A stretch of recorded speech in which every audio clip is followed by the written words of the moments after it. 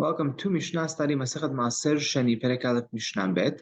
Over here in this Mishnah, we're going to speak Maaser Behema, right, which is Maaser of an animal, and then we're going to speak about the Bechor, right, which is the firstborn animal. So quickly, as an introduction, Maaser Behema is every 10 animals, right, every 10 newborn animals that year. So what you do is, as they're coming out of the pen, you actually go ahead, 1, 2, 3, 4, 5, 7, 9, 10. The 10th one, you actually, you stick it with some red paint, and that's the 10th one. That's the Maaser Behema. Now, what do you do with this 10th one out of every 10 animals that's born to you during this year? So you actually have to go ahead, just take it up to Jerusalem, and you eat it there. You eat it there yourself, right? You give the chaylev on the mizbeach, but the rest of the animal you eat yourself, right? The owners, eat it. The chaylev and the dam go on the mizbeach. Because that's kodesh, right? So very similar to Maaser Sheni, right? It's just when it comes to the animals opposed to from fruits. Now the Bechor, right, the firstborn animal, that's a little different. How is that different? The Bechor is the firstborn animal. You have to go ahead and give that to the Kohen. Now, if it's a great animal, there's no blemishes on this animal, then the Kohen goes ahead and he brings it. He brings it as he's makriv the chaylev on the mizbeach, and he eats it, right? That's what the pasuk says. We actually read this all the time. Bechor shor or bechor kesef bechor ez lo tifteh kodesh hem et tamam tizrok al mizbeach ve'et chalbam taktir, right? So you have to actually bring it on the mizbeach. The basar, the meat, is like chazeh tenufa, where it goes to the kohanim. Now, if there's a mum, right? If there's a blemish in the animal to this bechor, right? So what happens? Then the Kohen can eat it. He could eat it. He could eat it when he's tameh. He could sell it to anyone he wants. He could sell it to Israel. He could even sell it to a goy, right? You could do whatever you want with it, because once there's a mum, once there's a blemish, it's considered it's a gift. It's a gift to the Kohen, and he could do whatever he wants with it. So that's a quick introduction to the Mishnah. So now Maaser Behema. When it comes to Maaser Behema, you're not allowed to sell it. Right? If it's unblemished, you're not allowed to sell when it's alive, or even if it's a mum, you're not allowed to sell it, whether it's alive or slaughtered. Nor are you allowed to go ahead and mekadesh, go ahead and get engaged to a woman with it, right? Because why? Because it's kodesh, right? It's kodesh. You're not allowed to you're not allowed to do all these things with kodesh. Now, habechor. Actually, we'll get to in a moment. Habechor, the firstborn, mochrinoto. You're allowed to sell it tamim chai.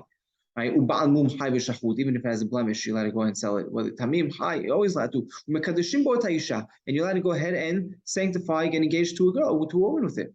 Right? All these, as we mentioned. Now, where do we learn all this from? It's actually we learned most of these laws from the 4th perek in Masechet Bechorot. It says v'chiyeh bo mum, right? This is talking about the Bechor. Right? Piseach oiver kol mumra. Right? If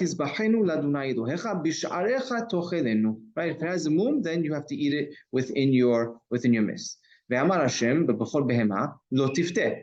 comes to the bechor, you're not allowed to go ahead and redeem it. Okay, so you're not allowed to go ahead and redeem it. Now, when it comes to Maaser Behema, what does the pasuk say? Lo yahadifenu v'lo yamiroto. Right? Right? It can't be redeemed. So there's a difference. One says lo tifteh, one says lo yigael. Right? The bechor, when it came to the bechor, it said lo tifteh. So what does that mean? Lo tifteh can't be redeemed, but the Gemara learns, the Beraita learns that you are allowed to sell it. But when it comes to Maaser Behema, it says lo yigael. So there you're not allowed to redeem it, and you're not allowed to sell it. You're not allowed to do anything with it.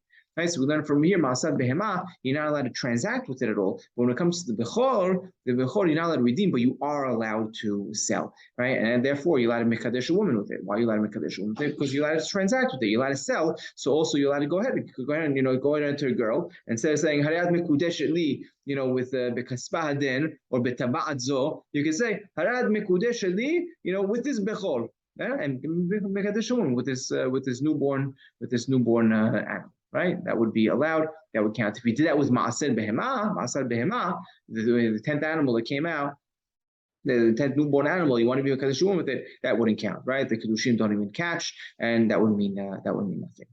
Now, just parenthetically, Harambam actually points out, okay, so the Bechor, right? You say it goes to the Kohen. Now, why would anyone want to buy it? Right? Let's say Tirumah. I'm not going to buy terumah from a kohen. What am I going to do with that terumah? So why would I buy the bechor from a kohen? What am I allowed to do with that? right? So Harambam says no, that the purpose is very clear. It's very different than Terumah. Because over here, if there's a mum, right, if there's a blemish in the animal, then anyone is allowed to eat it, even the person, even myself, who's Israel. If I buy it, I'm even allowed to eat it myself. Okay, so that's the difference between Maaser Behema and the Bechor. Now, moving back to those Maaser Sheni, Maaser Sheni Simon, you're not allowed to go ahead and be Mahalel. We can transfer the kedusha of Maaser Sheni fruits onto an asimon. You're allowed to do it onto a regular coin, but you're not allowed to do it onto an asimon. Asimon is a coin without any tzura, right? There's no actual, it's not minted, right? It's not a minted coin. It's just like a slab of silver, right? That's not allowed, right? Right? How do we know, by the way, that you're not allowed to do that? Because it says v'tzarta kesef beyadecha, right? So v'tzarta, it has to be on something that has a tzura.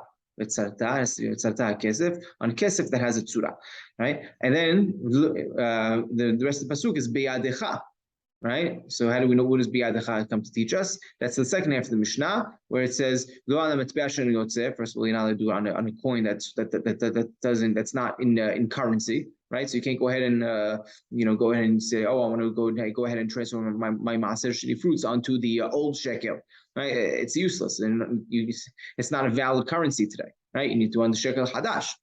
Right? Nor you're allowed to go ahead and transfer the kedusha onto money that's not in your possession, or have money in my other house, in wherever it may be in Tel Aviv. Okay, so you can't do that, or money in the bank. Right? You can't do that, right? Because the pasuk says biyadecha. Right? Right? This comes to exclude money that's not in your possession. It needs to be in your hand. Now, when we said, right, that really sums up the Mishnah. But now just to point out, when we said that you're not allowed to go ahead and be mahalel money, Maaser Sheni money on a coin that's not yotzeh, that's not in a non-current, not being used in the currency at the moment. How do we know that? Because the pasuk says, "V'natata kesef b'chol asher taveh nafshecha." You can give this money when you get to Yerushalayim. You go ahead and purchase whatever you want, anything your heart desires. So it needs to be money that you could use for anything your heart desires, and that needs to be money that's part of the current currency, right? Because if not, you can't go ahead and purchase anything that you really want. So that sums up this Mishnah. Next Mishnah, we're going to speak about purchasing animals and animals in Yerushalayim and what you're allowed to do with them.